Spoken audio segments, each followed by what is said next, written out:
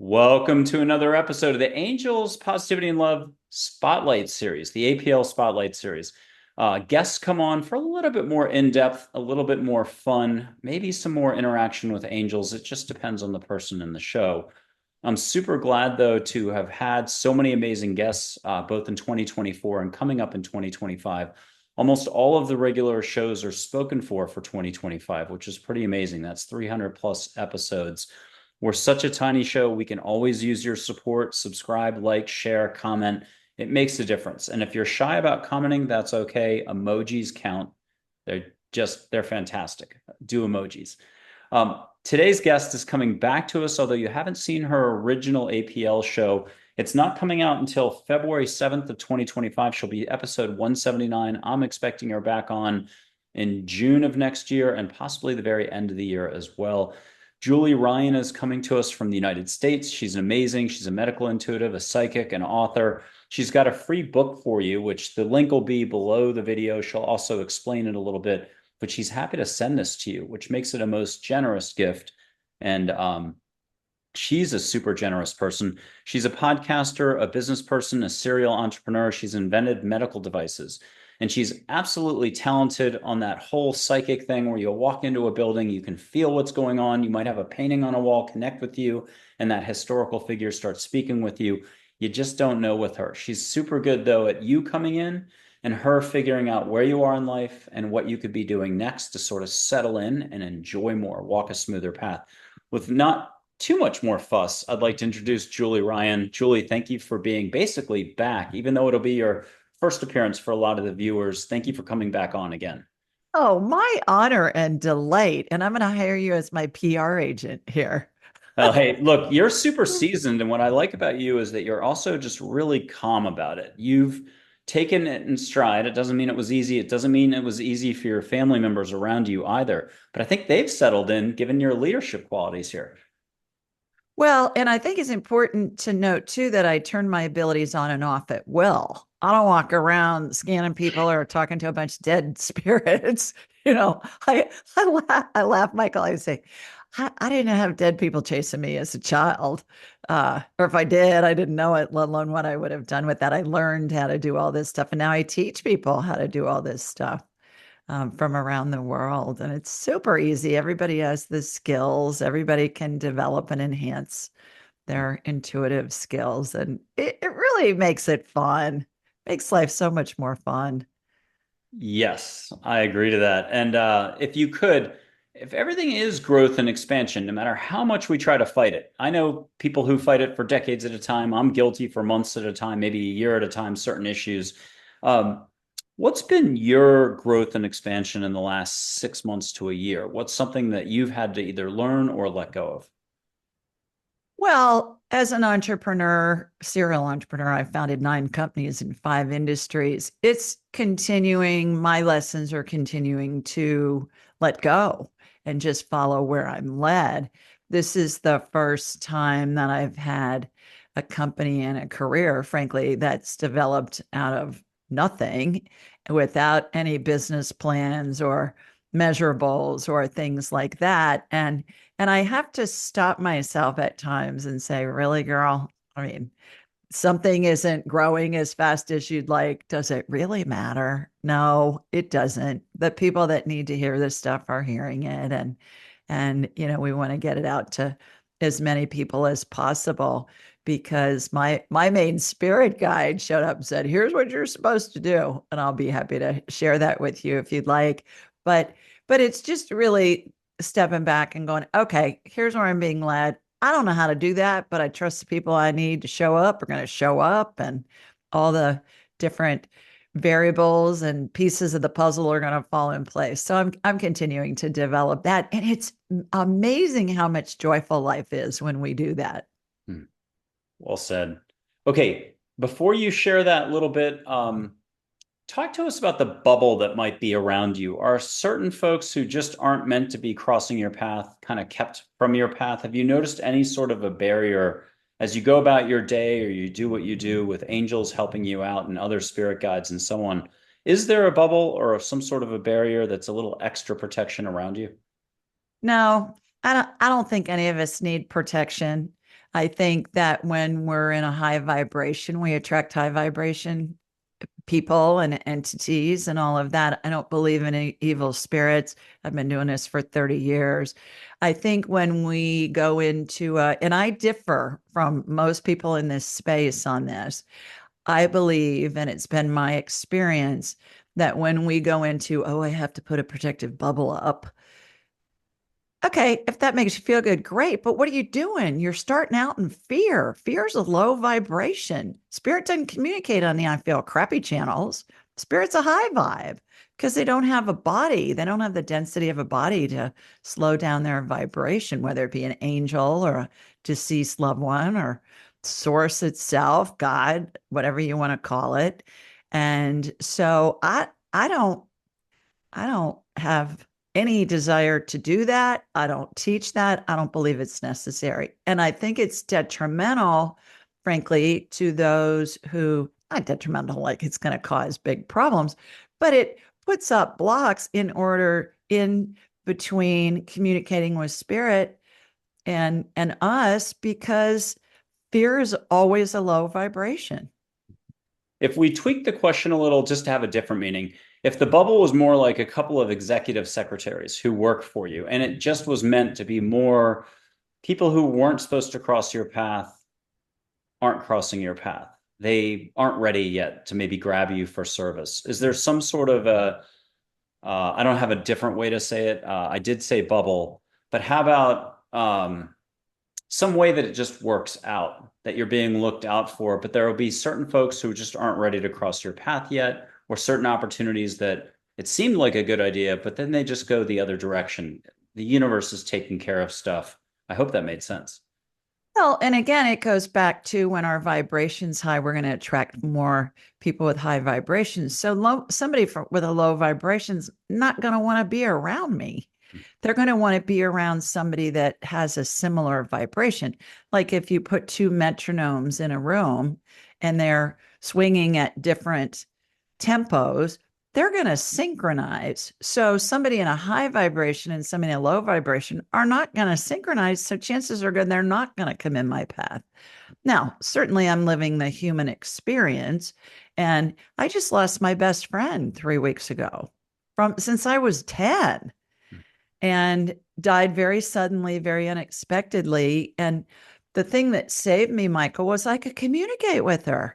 So I got the call. I hung up with the, call to let me know she'd passed in her sleep. And I'd just been with her for less than 48 hours before in a different state. And she was fine.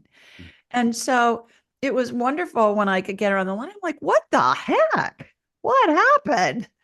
And then we went into that. But I think that people who are going to be in a different vibration, they're not going to come to us.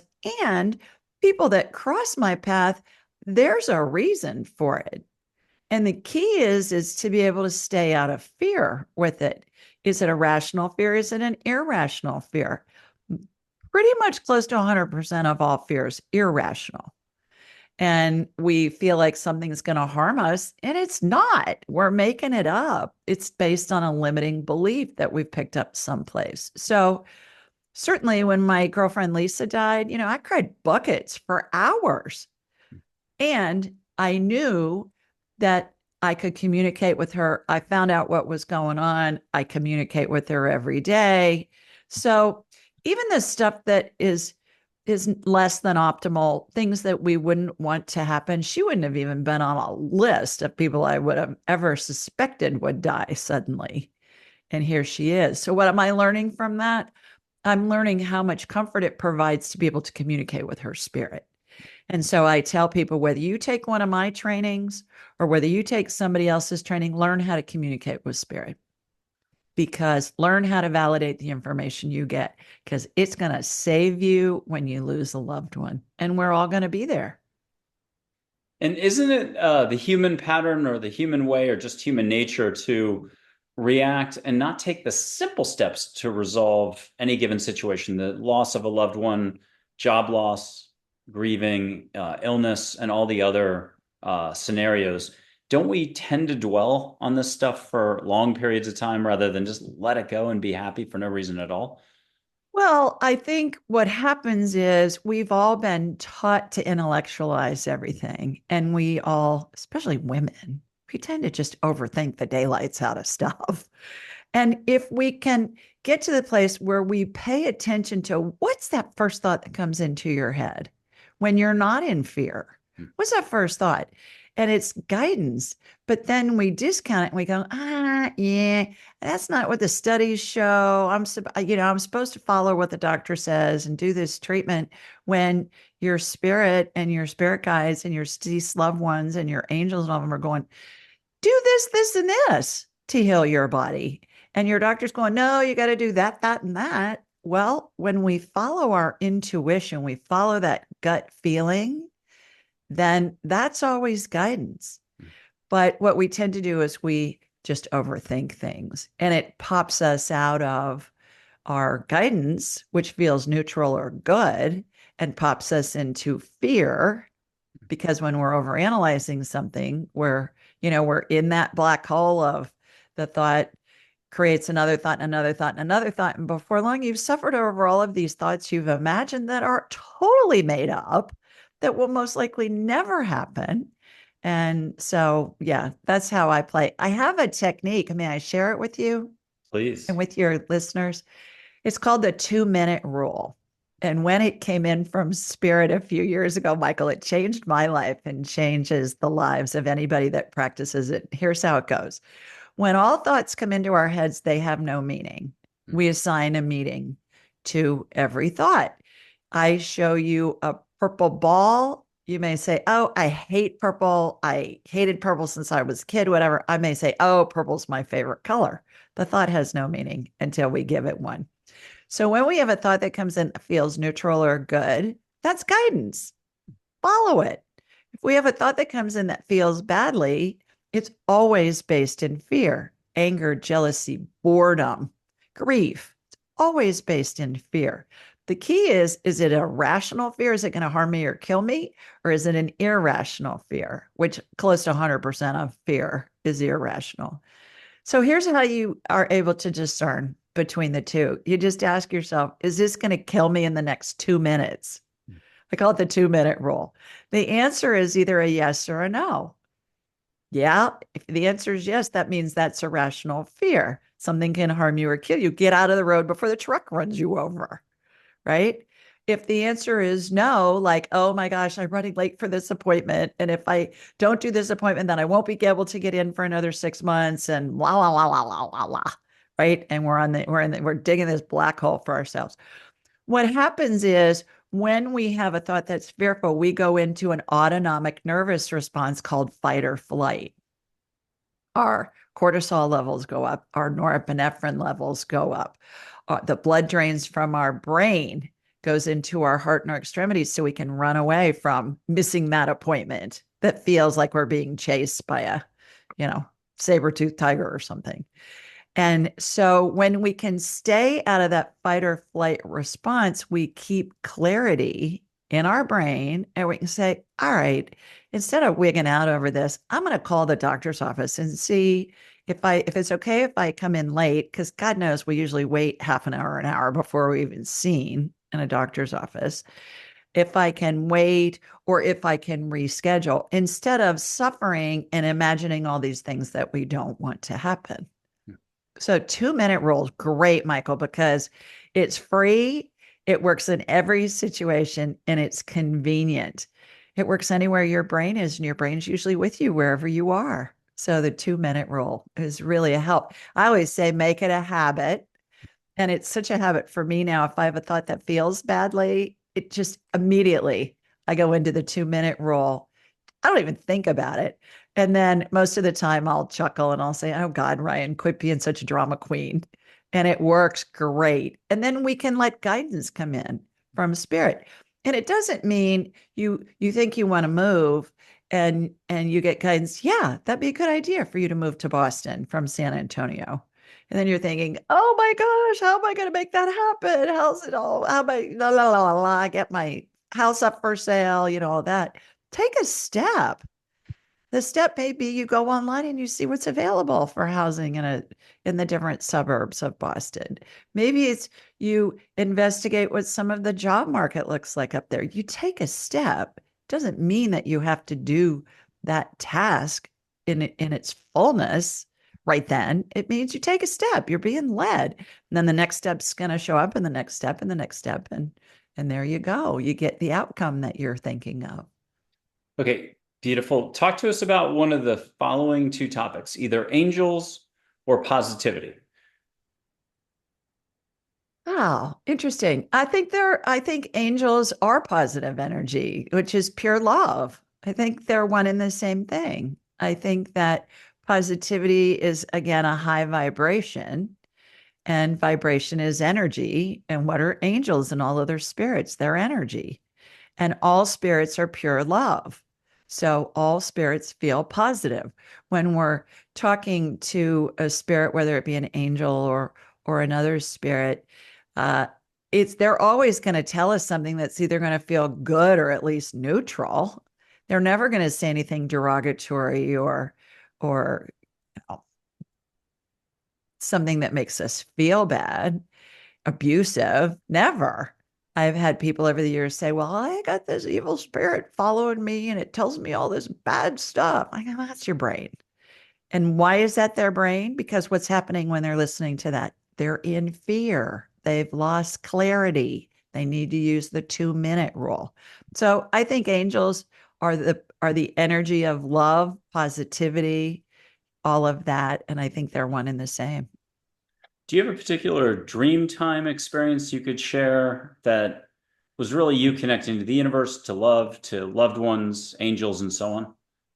Oh, all the time, every day. I woke up this morning and usually I call those divine downloads, Michael.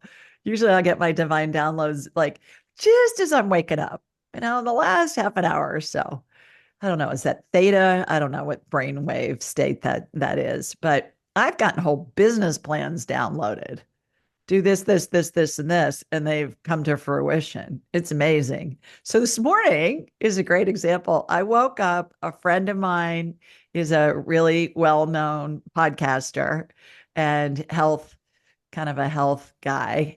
And I got this download of him uh, doing something with somebody else and that if he's not doing it, if this person hasn't been on his show, then he needs to get him on his show and he needs to do a deal with them. And so I texted him this morning. I said, hey, I was thinking of you. First thought this morning as I was waking up. And so I gave him what I'd gotten, divine downloads all the time. And then I get them during the day, certainly too, for myself. And then when I'm working with clients, I get what I call divine downloads. And when I'm doing my show, people call in and we can scan them medically, do energetic healings, talk to their dead grandma, scan their dog, do past lives, whatever. And so I'm getting this information downloaded into my head. And that's what everybody does, is just learning to recognize it and act on it. Does that And answer your question kind of to in a roundabout way? totally, I'll still come back to it and see if there's a personal experience you want to share, but let's jump to past lives. Are they really concurrent? And the more love you do here, the more that kind of bleeds through or shows elsewhere? Kind of like karma, you mean? Uh, Yeah. more love that you do, the more shinier you are. Meh. Well, past lives are really fascinating because we can often glean information from past lives that we can corroborate and validate with historic documentation online. And that is so fun when we're able to do that. But what my experience has been in doing tens of thousands of past life scans, I don't do hypnotism with my past life scans. I will, can I explain what my technique is? Okay, I envision myself in this endless hallway, very narrow walls, very tall ceiling. And on the walls are 12-inch by 12-inch big square mirrors, and they're lined up vertically and horizontally in these perfect columns. And so each mirror represents a different lifetime. So we'll say something like, was Michael an orator in a past life? And then I go in the hallway. I'm in the Michael hallway in the Akashic Records, is what I've come to believe is going on, come to know. And then the mirrors that correlate with that question will come out from the wall as if they're on a hydraulic arm. And then I'll say, show me the one that correlates the most. And it will come out the farthest, Michael. And then I'll envision myself going in and walking into that mirror. And I'm told where it was, when it was. I'll see a scene of something. It's like I'm watching a movie in my head and I'll describe it to you. And then we'll get how does that resonate with you? And it always does, 100% of the time. But what's happening is we're taking a script from that lifetime, not of what all the variables were, like where it was, when it was, what was happening, more the basic script, like was Michael an orator? Did Michael teach people? Did he inform people? Was he in front of people, sharing his wisdom and his knowledge? And then I'll see that semblance of the script that will repeat through multiple lifetimes. So we're looking at that script from different perspectives, certainly different time, different place, different set of circumstances. And I talk in analogies a lot, as you know, because it gives our human minds a frame of reference. And what I like to compare past lives to is Hamlet. Think about how many times has Hamlet been performed since Shakespeare wrote it in 1602? Who knows? But where was it performed? In what language? In what year? What was happening in the world? Was it inside? Was it outside? Who were the actors? Who was the set designer? Different perspective, different interpretation of the same script. And so that's how past lives help. It's karma, I think, has been misunderstood in our current belief of what karma is. Karma is that story that comes in different lifetimes. You're an orator in many past lives. Maybe you come in and you're the partner of the orator, you're the child of the orator, you're the teacher of the orator, you're the audience member in a presentation that the orator is doing. So we assume a bunch of different roles to experience and explore what it's like to be connected with the orator in whatever role we're playing in that lifetime. And certainly that's one little tiny script in a multitude of scripts that play out through a lifetime. This is my understanding of it anyways. And so it's fascinating, this whole belief of, oh, if you're mean to your little sister in this life, then you're screwed in the next life. Yeah, it doesn't happen that way. The karma is just exploring a semblance of things that you've wanted to explore in past lifetimes. That's my perspective. How about the concept of bringing in a certain characteristic from one of your past lifetimes that you chose before you did this lifetime? You chose one of those super skills you might have had, curiosity, or just exercise, or something, positivity. Do you have one that you've brought in from a past lifetime that's today, like no nonsense and fun? Yeah, no, mine is the healer thing. In this lifetime, I've always been involved, especially as an adult, in helping people heal as an inventor of surgical devices that some have been on the market for 30 years and they're still sold globally. I sold my company a few years ago. I manufactured them for many years.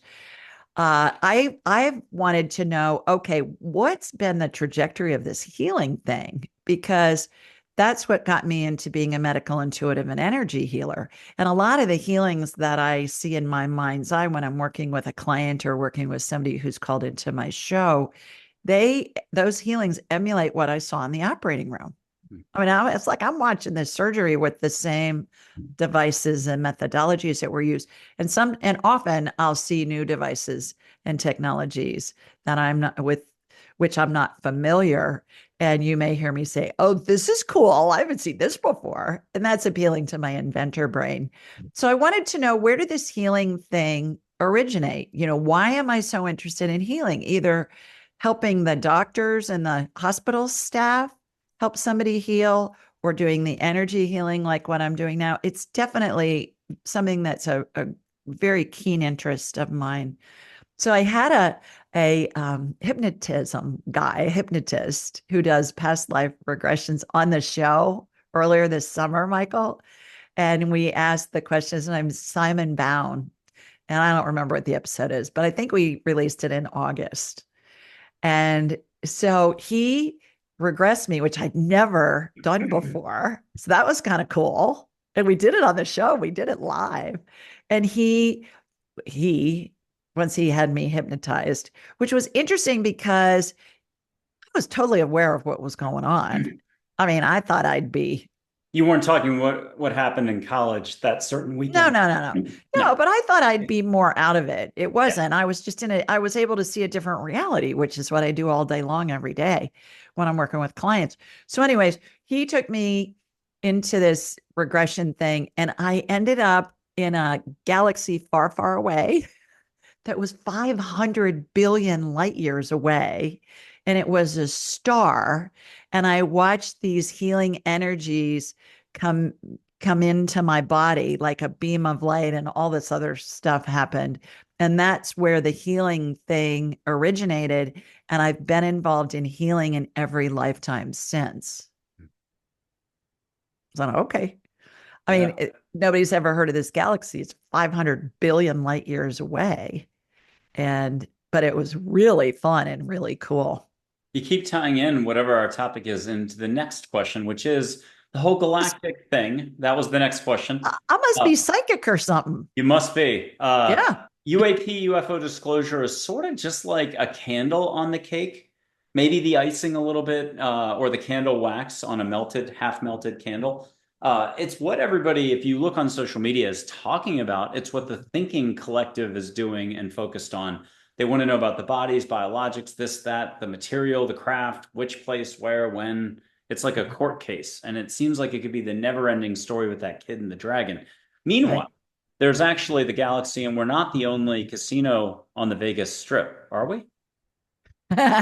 Meaning, are there Yeah. other Is mankind entities? the only game and thinking is the pinnacle of success in the galaxy? Yeah, no, No. I think it's somewhat, if not a lot, what arrogant to think we're the only, beings in the galaxy. I've seen past lives that have been in different galaxies with clients. Thank you. And may I share my favorite story about Yeah, that? of course. We love this stuff. I think we just filmed like episode 545 last night. So this was a long time ago. It was maybe episode 31. And I had a guy call into my show, and he wanted to know if he'd been an engineer in a past life. I said, okay, cool. So I asked, I'm in his hall of mirrors that I described, and they're in perfect columns and all of that. And I said, has he been an engineer in past lives? So all these mirrors came out from the wall. I said, show me the one that correlates the most with what he's doing. I see you laughing. And so this mirror comes out, and I'm walking inside of it like Alice. Arcturian, I mean, like, what are we Like, talking far out? well, like Alice in Wonderland walking through the looking glass. It's like I'm walking into a scene in a movie in my mind's eye. I'm watching all this scene in my head. And so it looks like a Star Wars set. And I immediately thought, oh, this is a future lifetime. And then it was 1931. It wasn't a future lifetime, it was a past lifetime. And it looked like a Star Wars movie where, when they have the installations in the Star Wars movies on different planets, and they're flying mobiles and they're lit up and they're like tall buildings and stuff like that. And so I said, you were head of the electric grid. You were the guy who was powering, everything that was flying or illuminated or whatever. And then I said, Michael, what kind of engineer are you? And he said, I'm an electrical engineer. I build jet engines for GE. I said, well, of course you are. Hmm. So that's one of my all-time favorites for Galaxy stuff. Yeah, no, I think this stuff's real. I had another guy in the show named Tom Palladino, Oh, yeah. who's That's a name that's recently, very familiar for some reason. yeah, Yeah. recently deceased. He's a plasma energy. He was a plasma energy scientist, and we were talking about UFOs when I had him on the show, and he said, "What's happening is they use plasma energy instead of gravitational energy, which is what we have in our atmosphere. And he said, that's why these fighter pilots will see some spacecraft and then all of a sudden, it's vanished or it's turned some other direction and flown straight up or something. And the fighter pilots are going, what? And he said, because our density doesn't allow for that kind of maneuverability, and it's way more advanced than what we're doing. So yeah, I completely agree with that. It's not my wheelhouse, but it's fascinating. I would love to explore Area 51 sometime.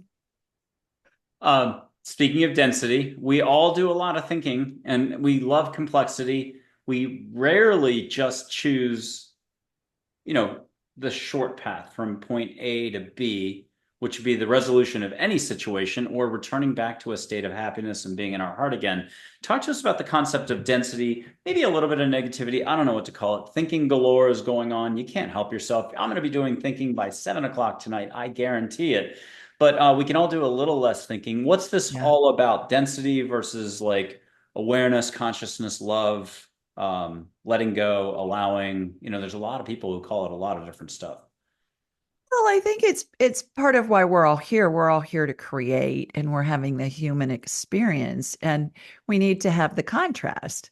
If everything was just hunky hunky all the time, we wouldn't have any reason to create anything. It'd just all be good. And so what we do is when we know what we don't want, it helps us create what we do want. And so that's what the density and the low vibrations are all about. It gives us that contrast. And when we learn to use the 2 minute rule and other tools that are available, what we can do is we can look at every situation instead of going, oh, poor me, being the victim. You're either a victim or you're a creator. I mean, those are the choices. And instead of all of us are taught to be victims and to overanalyze to what we were talking about earlier, the daylight side of things, when we can say, okay, this is benefiting me in some way. I don't know how. And at the moment, this feels really bad. This feels really awful. And I know there's something that is involved here that's beyond what I'm perceiving. And I know I'm going to benefit from it. And all of us have a story or many stories where something happened. We lost a job, we lost a lover, we lost a girlfriend or boyfriend, and we just thought it was the end of the world. And then down the road, we said, oh, thank you, God, that I didn't marry that person. Or, thank heaven that I lost that job because it gave me the opportunity to have this other career move, which has been so much better than the other job ever would have been. And it's opened up all kinds of new horizons. And and we all have those stories. So if we can just and that comes with age too. And now the older I get, the more I'm like, yeah, whatever. It's all good. It's all unfolding perfectly. And the other point that's really interesting with this, I've heard a bazillion times from Spirit Michael that in heaven there's no right or wrong, good or bad. It's just an experience. And so I've heard from Spirit also many, many, many countless times that when we're going through some tough times, they're watching us going, oh, cool. What is Michael's going to get out of this situation? What's he going to create? Who's he going to call? What ideas can we send to him? And it's almost like they're the peanut gallery, watching from above. And I see them like sending us ideas. And I don't know why I always picture this, but kind of in the form of a paper airplane where it's like comes and hits our head. Some of them go through and some of them just kind of hit our head and fall off. And the key is, be in a neutral state so you can receive that guidance. For folks who are interested, there's Lisa Jones in Hawaii, who's fantastic. She's already been on the show, I think, a couple times, 3 times. I think our very first episode on the Angels Positivity Love show, she talks about being, I think it was an accountant on the West Coast, big city, and she's set. She has no need for doing anything else in life. Spirit starts to come in, universe, her intuition, and it's saying something completely different. Time to leave this job and go in a new direction. And she's like, why? and she listened. And at the last second, she got out of there. And her beautiful, staid, conservative place was then raided by the government. I guess somebody was doing something wrong up top, and it was eventually shut down within a couple months after her leaving. She had no idea, would have been left jobless, and it Yeah. all worked out for her. Two more quick thoughts. I asked once about homelessness, and an angel said, "What an adventure," and meant it. Yeah. And then a last one. This is a quote from a Netflix film. Cannot remember which one, from like 6 years ago. In the end, love is what shows us life in different colors. I like that quote a lot. I do So, too. so speaking of love, compassion, kindness, gentleness, talk to us about some aspect of all that. Well, homelessness, I think, is a wonderful springboard to the discussion about everybody is exploring whatever their spirit came in to explore and experience. We don't know what their past lives were. We don't know what their goal of exploring whatever in this life is. And I've come to that really in the past, I would say 10 years, perhaps, where I look at somebody maybe who's homeless, and before I would want to rescue them, I'd want to give them money. I'd want to, help them find a place to live. And now I look at them as everybody has a role to play in our experiences. And when I saw a homeless person, I would want to help them. Now, what's the role of a homeless person? The role for me now is to look at that person with compassion, with love, with understanding, and say, buddy, I wish you all the best on your path. And the curiosity is piqued in my mind where I think, I wonder what's gotten this person here. I wonder what his life has been like to get him to this place, but I don't feel the need to rescue them. So that's a big shift for me in the past 10 years with everybody that's in a situation. Well, we just experienced hurricanes here in the Southeast. I live in Alabama. It skirted us, but in North Carolina, Georgia, Tennessee, Florida, certainly these people are just suffering and they have lots of damage. I have a friend in Florida that their house has been badly damaged. And based on what I was saying, I want to help. So what did I do? I made a big donation. Was I led to go start clearing out debris? No, I wasn't. I was led to give a donation. And also, do I have compassion for all those people? You bet I do. And do I also know that this is something that they wanted to explore and experience in this lifetime? You bet. Same thing. And then we go to the place of, why in the heck would anybody choose to go through something like that? Does it make sense to us from our human perspective? Absolutely not. Will it ever? Yeah, when we get back to heaven.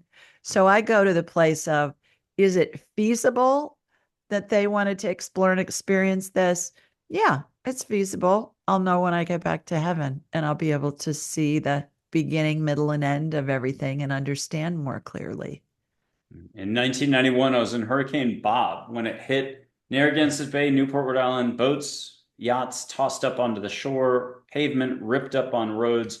We were without power for 3 weeks. And I'll tell you, Jeez. I've never seen a friendlier group of people. It brought everyone together. I mean, literally, you didn't have anything Yeah. else to do. There was no power. So connecting with other humans, soul to soul interaction stuff, people were really kind. That's what I remember out of all that. And it was a long recovery period for the area, but not as bad as North Carolina or Florida.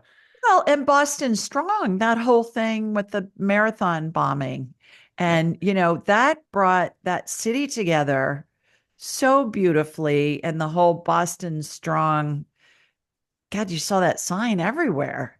You'd see it on TV, you'd see it when you were in town, and the same thing. So there again, that goes back to what we were discussing earlier in that there's always a silver lining to every cloud if we can focus on, okay, how's this benefiting me instead of, oh, I'm such a victim here and stay in a low vibration, then that's when you can get inspiration coming in and you become a creator, which is what we all came in to do. Last big picture topic tied into this before we switch to some sage, maybe talking to some angels, maybe see some light or see the light. Let's make fun of it. Yeah. Um, there's a lot going on at the societal level around the globe. There's also a talk about how mankind has an opportunity to simply be more relaxed, be more experience more inner calm, more peace, more consciousness, more awareness, and then it's already flooding in. Where do you sit with all that? And you can see sort of an opposite attempt at more control. What else? More control and trying to fix everything or take away choices from people at so many levels across the globe. How do you describe all that pull and tug stuff? Or, yeah, pull and Yeah, I stuff. I hear people talk about fifth dimension this and eighth dimension that. That's above my pay grade. I don't get that. That's too complicated for me. What I'm seeing is that people are becoming more spiritual, less willing to be controlled. Religions, cultures, governments have tried to control people and have done a really good job of controlling people for forever since, since the beginning of time. We certainly saw a lot of that with COVID. You better do this or you better do that. And people really went away from their intuition. Not everybody, but some people did. And when I remember laughing, I remember going to a restaurant and they made us put our masks on to walk into the restaurant to our table. The table was 2 feet, maybe 3 feet from the front door. And then once we sat down, we could take our mask off. And I'm thinking, this is nuts. We're breathing the same air. So I think what's happening is because of these different things that are transpiring around the globe, people are starting to say, wait a minute, this doesn't make any sense. I'm not doing that. And so the entities that are trying to control are ramping up their game, trying to control people more. And people are going, yeah, I don't care what you say. I'm not doing that. And at the same time, the spirituality seems to be entering more and more and more and more. When I was growing up, somebody who did yoga was a weirdo.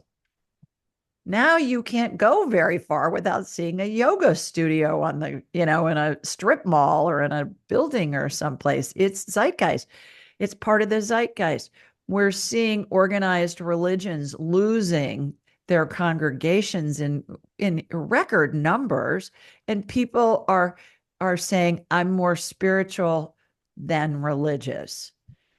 I was raised Catholic. I proudly call myself a cafeteria Catholic. I take what makes sense to me, I leave what doesn't.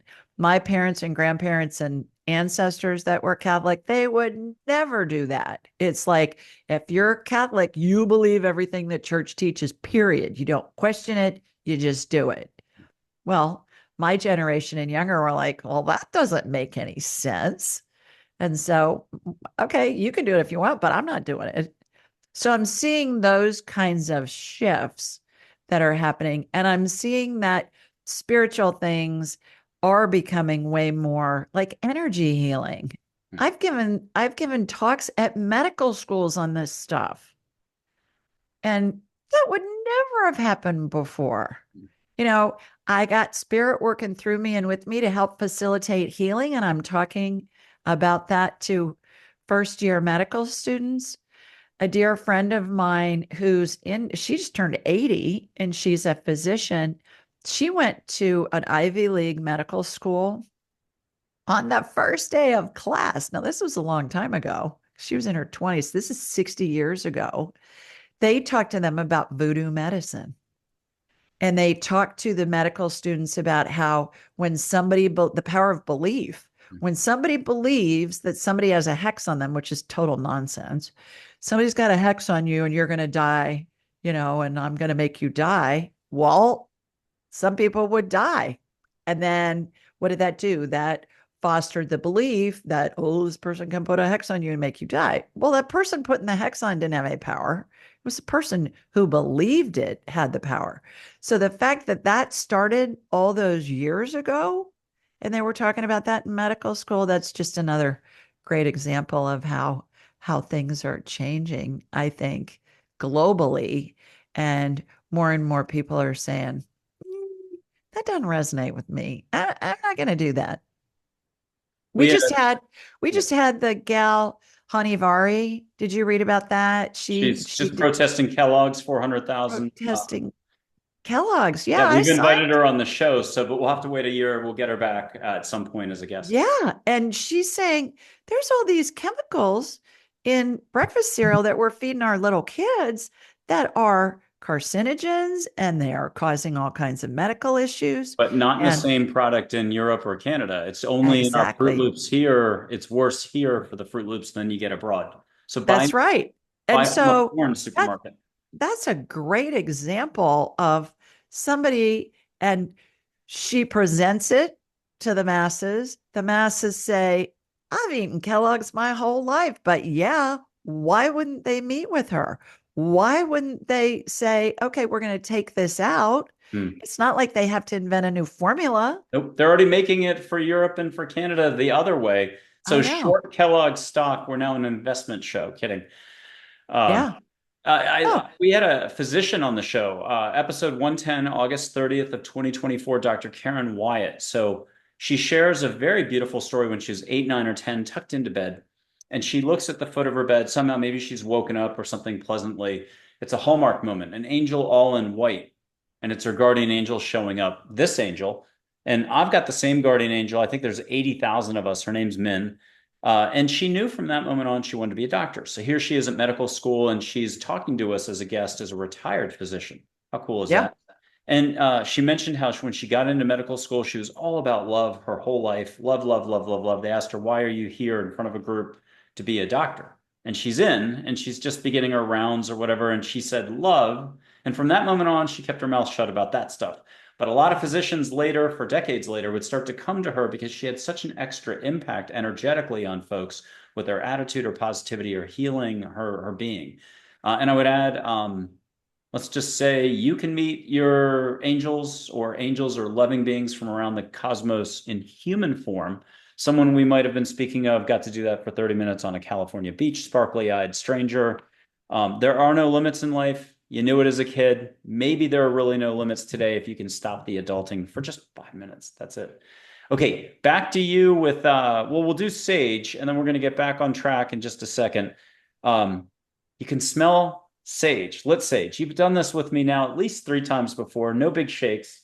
Yeah. The only thing is set your intent. I always forget to mention that. Just how do you set your intent? Set your intent. You have to figure out how. But here's a quickie version. Universe, angels, hey, help me out of my head into my heart. Help me have fun, smell sage, have a great cup of tea, do great exercise, remember to walk my dog, get a great night's sleep. Amen. Thank you, rock and roll. Om Sai Ram. If you're from India, you got to figure that closing part out too. You're going to give us even a better way to set intent unless you love that. Here's sage. Catch sage flowers. I'm using a red-tailed hawk feather. That's a rainbow shell abalone something with a crate and barrel tea light to keep it from burning. Are you already getting sage? Where Oh you? yeah, I could smell it as soon as you lit it. I didn't do it, but you can ask for flowers and you can ask for ocean that's not the Gulf. Yeah. See if you can catch Seychelles, Bora Bora, Nantucket. What are you getting for some extra? Boston, Cape Cod. What are you getting? Hilton Head. Oh, beautiful. And I'll put up a background. It's black construction paper. Blue sky is number one. A shut-off TV works great, but it could be your cousin's black sweatshirt. Just something that makes your colors pop. You can see the Force from Star Wars. I'm not going to tell a dad joke because she's heard them all by now. Yeah. I'm gonna do Yoda's voice to crack you up. So Okay. I'm gonna put my 2 fingers up out of Celestine Prophecy, the movie. But as another guest said, in the 70s when she was doing all this, we were doing that before the movie got made. In India, they do it this way. You'll just see my light between my fingers. Here's Yoda's voice, though. And you'll see colored white light, green light, 5 colors at once. If it's rainbow light, pause this and go out and buy a lotto ticket. Here's Yoda's voice for you, meanwhile. And then if you could tell us what you're saying. Mm, do not. There is no try. Yeah. So I'm seeing vertical lines of white light. There are 5 of them, and the more you move, the more come in. So it's vertical lines of white light. And if you want to ask for extra from the universe direct, they're now jumping in with a butterfly, a tulip, extra sparkles. What are you getting now? The ocean scene in Hilton Head. I love it. Yeah. And I didn't know you were going to do it. That was a new way for you to do it on the show because we did it a little bit of a different way before the show, and that worked out great. I'll put up a couple angel photos. Um, get whatever you want to get, a reminder on a topic or verbatim from, let's say, Joy and Angel for all of us to keep in mind. Yeah. So What is you she? want to know what I get when I see that? Yeah, or hear her voice point blank and she's like, hey, everybody, lighten up and have more fun. Yeah, well, that's what I heard. Lighten up, Francis.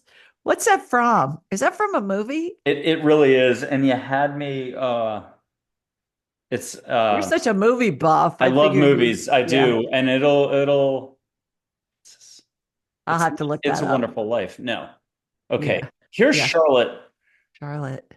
everyone's favorite school teacher from third grade with words meant to help you expand. She's been around the block. What are you getting from Charlotte? It's rotating. Like, think of a spiral that's two dimensional. It's rotating clockwise. So, Charlotte, what do you want to tell all of us? Always keep moving forward. Good advice. Very good advice. I Yeah. got that written Like down on my sheet it for wasn't moving backwards. It wasn't moving counterclockwise. It was moving forward. So she gave us a symbol and then she came in with what she wanted us to know. and here's the Pacific Princess, Mother Hawaii, if you want. She's got some Hawaiian spirituality in her. Light waves of energy in the ocean or light waves of energy in water. Yeah. And what's Min got for us? Min, what do you want to tell us about whatever? She wants me to tell you the story about the proposed power plant in Hawaii. May I share that? Please. I have a graduate of my class who's also a client, and her grandmother spirit. We were talking with her one day, and grandma, and I can't pronounce her name. It was some Hawaiian name. So, and this woman lived on the Big Island, and so I just nicknamed her Grandma Honolulu. Just as kind of like a fun thing. It's Grandma Honolulu told her that there was a pyramid in the jungle on one of the islands. And this, my client's native Hawaiian. And, they got their elders and their all that jazz. Very spiritual, amazingly spiritual, as most cultures are. And so Grandma Honolulu's given us, where this pyramid is. It's in the jungle. She gives us the latitude and longitude coordinates. She says, you've got to pull your connections with the elder community and get them involved on all of the islands to stop this because it's an energy source.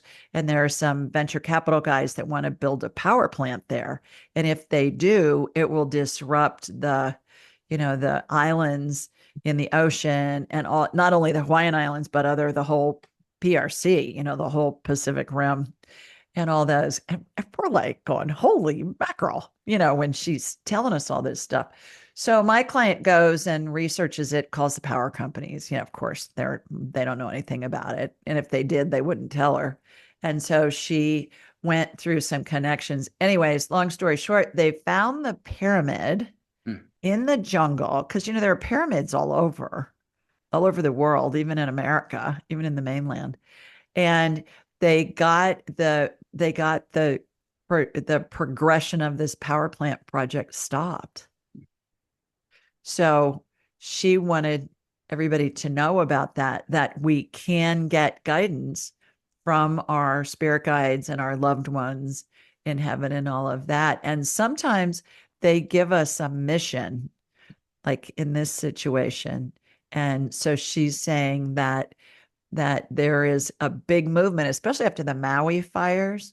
There's a big movement to restore, she's using the word pristine, restore some of the, restore as much of the pristine aspects of the islands as possible. And aren't there like tons of islands that we just hear about the big ones? Aren't there? In the Hawaiian Islands, aren't there more, or is that the Philippines? Philippines has Philippines hundreds has of a islands. ton. Yeah. And I Yeah. mean, there are little islands and some that are occupied that it's not as Philippine islands would be like in the hundreds. So, Yeah. Aloha Airlines doesn't fly to all of the Hawaiian Islands, no. the little ones. Yeah. Talk to us a little bit about this isn't your first rodeo, but what have you had to relearn or appreciate more in the last couple of years? Again, I kind of asked that earlier, but what have you had to allow for more lately? Losing loved ones and knowing that that's their path, even when it's very sudden.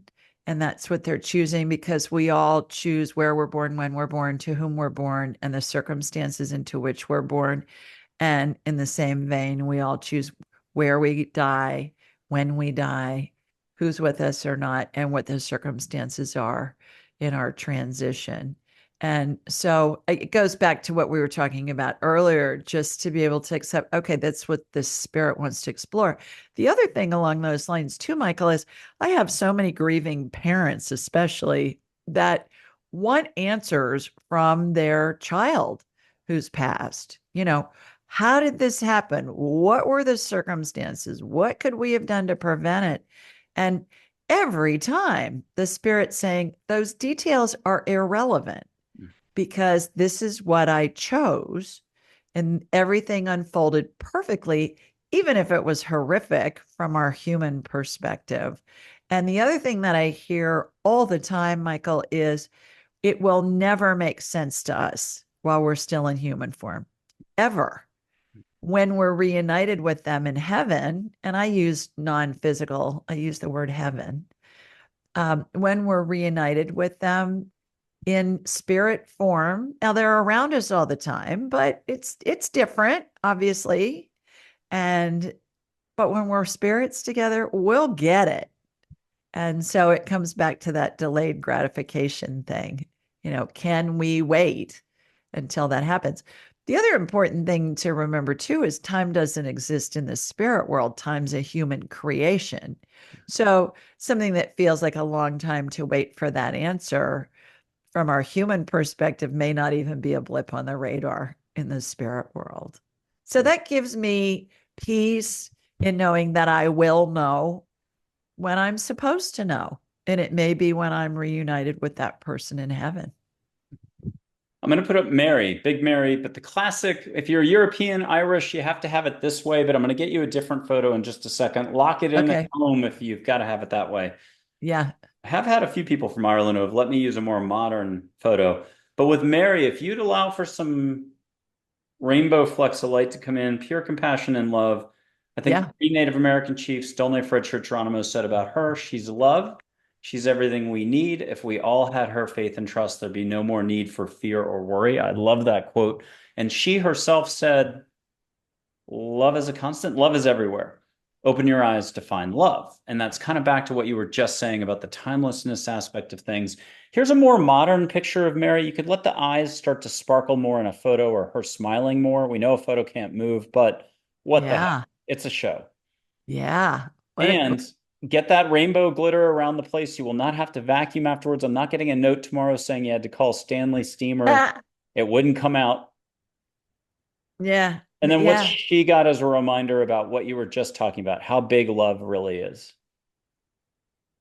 Bigger than we can fathom. We can't, if we think about what do they say? There are billions and billions upon billions of universes and galaxies and stuff like that. I don't even know what the number is, but she says it's even greater than that. We can't comprehend it in our human, from our human perspective. All we can do is send love to people. And then it's more about sending love than receiving love and to give up control because we can't control anybody else's thoughts. We can't control their behavior. And so, therefore, just give it up. Yep. Control what your thoughts are. That's all you can do is control your own thoughts. Who's that picture of it? At first, I thought it was Vivian Lee from Gone with the Wind. Who is that? Israeli actress. But you just said something out of Eat, Pray, Love. You can only control your thoughts and what you wear, the choice of clothes. That was it right there. Yeah. I'm going to put up a picture of my mom and dad. I don't do this too often, maybe one out of 60 shows. Hundreds of people have met and seen them, so it's not as big a deal as you'd think. But when I was two in 1970, my dad passed away, Navy fighter pilot off the coast of Italy, nighttime crash, F-4 Phantom, two of them went down. Just his helmet and a piece of the wing recovered. And it was, what is that, 28 years later in 1998, they did a missing man ceremony, put him into Arlington. Above the fold, Washington Post front page, his caisson. They didn't, photographer wasn't quick enough for the jets. And my mom passed when I was turning 23. Wow. So I know I'm ahead of you by about 15, 20 years here, but here they are. My mom is 5'4", he's 6'1". That's Michael Andre Ford Sr., that's Barb. Hundreds of people have Yeah. heard them, talked with them. They're very fun. He's been Yeah. around the block and she's sparkly and very fun. But that's how Yeah. they show up in their 20s. And I figured I'd put them up just in case. Yeah. Yeah. They're dancing. I'm seeing him twirl her. They're doing the dancing where she goes underneath his arm and he's got his arm up and they love to dance. Excuse me, is what they're telling me. With that, what would be another message for folks? Just that, yes, it's going to seem complex. Yes, you're going to go through a lot. Feel what you feel, don't judge. But can you give us the lighter version of it all? Know that it's all unfolding perfectly, even when it feels the exact opposite. Hmm. Excuse me, let me grab a drink real fast here. I'm going to put up one last photo for you. You get to choose. Do you want Anthony Bourdain, Elvis, red, white, or blue if you choose Elvis? Debbie Ford, do you want more of a Buddha, Muhammad, Jesus? We did Mary. An India figure, the tiger on the wall, the Divine Mother rides the tiger. You get to feel the tiger fur. You get one last choice. You could say chef's choice, or I'll give you an angel named Isabel, who's intercom, but also feng shui for your house. So if you needed a little more oomph somehow, she's the one. And her photo is very parallel to Mary's. It's a great photograph. It is an Italian actress from the 60s. You might dig her. All right, let's do that one because you're talking the most about her. Okay. So And so, that tells me you're being led. and You're being this led one, to show me that one. This one, you're going to want to put a seatbelt on. You can do a car, you can do a roller coaster, or you can do Formula One because you're hyper intuitive. You're going to feel this like a solar wind. And the only poster I can think of is it Maxell cassette? Those old posters. The guy is sitting in a leather chair, sunken in, sideways shot, and there's speakers. And they're clearly on in just a fixed poster. They're so loud, he's getting blown in the leather chair. I know And what you're that's talking about. her. You're going to feel this. So here's Okay. Isabel without too much more ado. But she's like the pond that's glass or the ocean once every 90 days in LA or Atlantic, pure glass, 5 a.m., no wind. And she'll do whatever you need. If you're already a giant Google fiber optic cable, she can still bring an AT&T and splice it. You tell me you're a hands-on healer, which I know you're more medical intuitive and so on. But on Tuesdays, your left hand has never worked for the last 10 years. She can get that addressed. So whatever personal request you have, put it to her. Here's Isabel. She's intercom. Let her move. Eyes sparkles. Smile more. And are you already feeling it? She looks like Marlo Thomas when she was young to me. And what are you feeling, seeing, and what are you hearing from her? Independent, independent businesswoman, trailblazer. Follow where you're led. And literally, could you feel it a little more? Uh, eh, Not necessarily. I mean, I got Marlo Thomas. I was seeing Marlo Thomas on the old TV sitcom That Girl. And Isabel was saying, yeah, follow where you're led. Be independent. Don't be a lemming. Don't go along with the crowd if it doesn't feel right. Follow what we've been talking about this whole time is follow your intuition and your instincts. Let's do this. You're a show host. You know how to close out shows. Oh, and I do want to mention your book first. People can Yeah. again pick this up. Could you just tell them what they're getting offered? It's a free book. You'll send Yeah. it to them. Yeah. Yeah. Free digital and audiobook download. Just go to Julie Ryan Gift julieryangift.com, and share it with your family and friends. It's what happens as we're transitioning, how we're all surrounded by angels and the spirits of deceased loved ones and pets. And the stories in there are very heartwarming and they're fun. And I hear from so many people who've listened to or read the book, they say, "Oh my God, it's a page turner. I didn't expect that."